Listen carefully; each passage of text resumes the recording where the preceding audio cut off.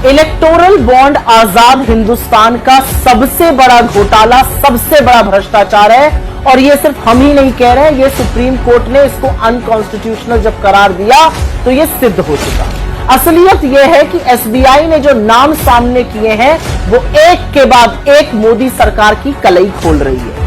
अव्वल तो 6 साल के बॉन्ड का पैसा आया, विवरण और ब्यौरा सिर्फ 5 साल का ही दिया गया है। लेकिन जो बात उभर के आ रही है, सिक्के के 2 पहलू इसमें समझ में आ रहे हैं। एक है चंदा दो धंधा लो, लोग भाजपा को भर भर के पैसे दे रहे हैं और फिर वही भारतीय जनता पार्टी की सरकार उन लोगों को तमाम प्रोजेक्ट्स और तमाम योजनाएं दे रही है। दूसरा जो सिक्के का पहलू है वो है छापा वसूली।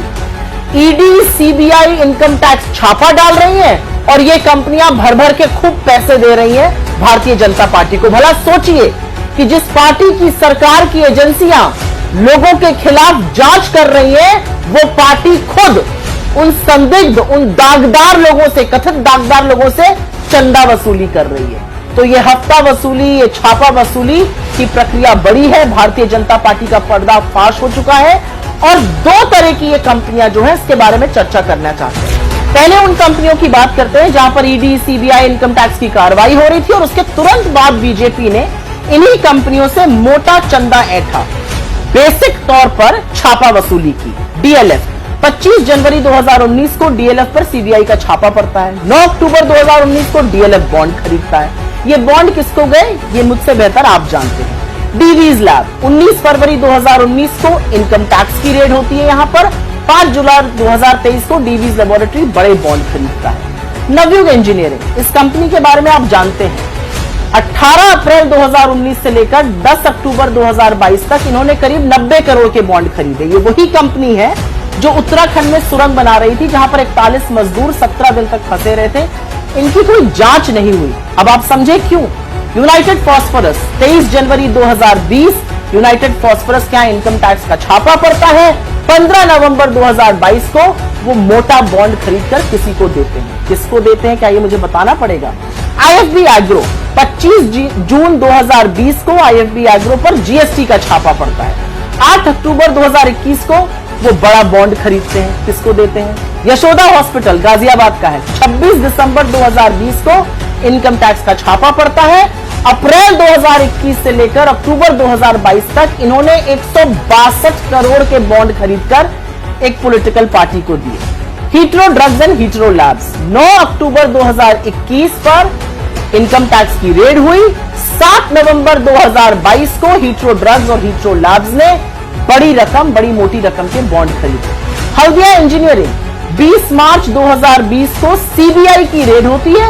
4 अक्टूबर 2021 को ये मोटे बॉन्ड खरीदते हैं। चेन्नई ग्रीनवुड्स, रोचक है ये, जुलाई 2021 को यहां पर इनकम टैक्स की रेड होती है। 5 जनवरी 2022 में ये बॉन्ड खरीदकर बिना दाग के उभर जाते हैं।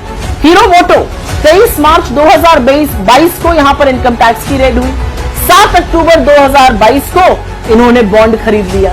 Future gaming and hotel services, ये बहुत रोचक है। 3 अप्रैल 2022 को फ्यूचर गेमिंग की होटल सर्विसेज की जो कंपनी है 409 करोड़ की संपत्ति ईडी अटैच करती है।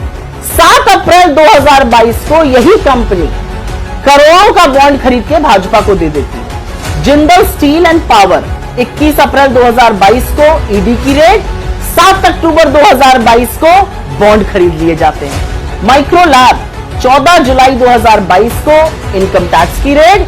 10 अक्टूबर 2022 को बॉन्ड खरीदे जाते हैं। क्या मैं बताऊं किसको दिए गए। एनसीसी 15 नवंबर 2022 को एनसीसी पर इनकम टैक्स की रेड होती है और नवंबर 2022 में भी एनसीसी बड़े बॉन्ड खरीदती है। कल्पतरु प्रोजेक्ट 4 अगस्त 2023 को इनकम टैक्स की रेड। 10 अक्टूबर 2023 को कल्पतरु प्रोजेक्ट बड़े बॉन्ड खरीदता है। डॉक्टर रेड्डीज लैब 13 नवंबर 2023 को डॉक्टर रेड्डीज पर इनकम टैक्स की रेड पड़ती है।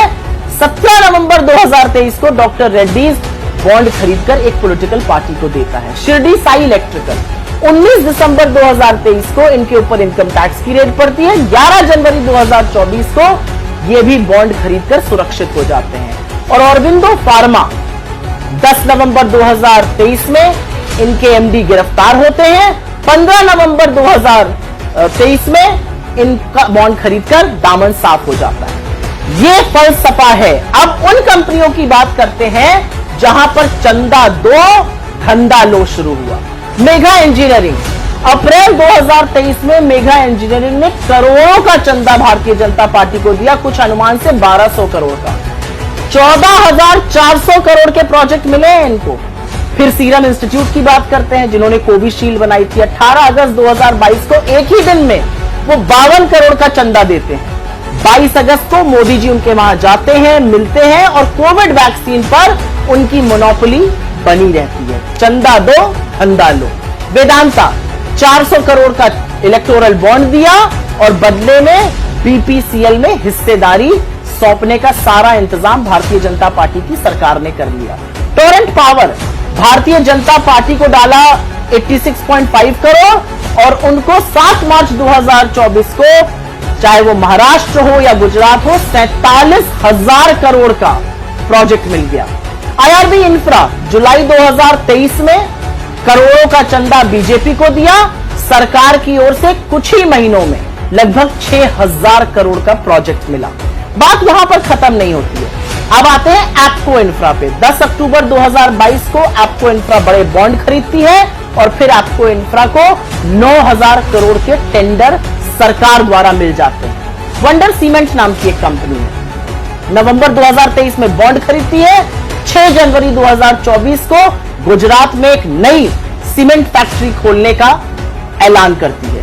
ब्राइट स्टार इन्वेस्टमेंट, ये भी बड़ा रोचक है। 6 मई 2019 को बॉन्ड खरीदती है और उसके बाद 2022 में असम की सरकार उनके साथ एमओयू साइन करती है कोई मेडिकल फैसिलिटी को बढ़ाने के लिए।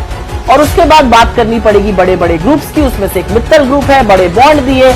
अब विश्व की सबसे बड़ी स्टील फैक्ट्री इस समय गुजरात में बनाई जा रही है। मोटे तौर पर यह पूरी तरह से साफ है कि चंदा लिया भारतीय जनता पार्टी ने, धंधा दिया उनकी सरकार ने। एक्शन लिया गवर्नमेंट की एजेंसीज ने, ईडी, सीबीआई, इनकम टैक्स जैसी एजेंसीज ने। मोटी रकम, मोटा माल कमाया बीजेपी ने, मोदी जी की बीजेपी ने।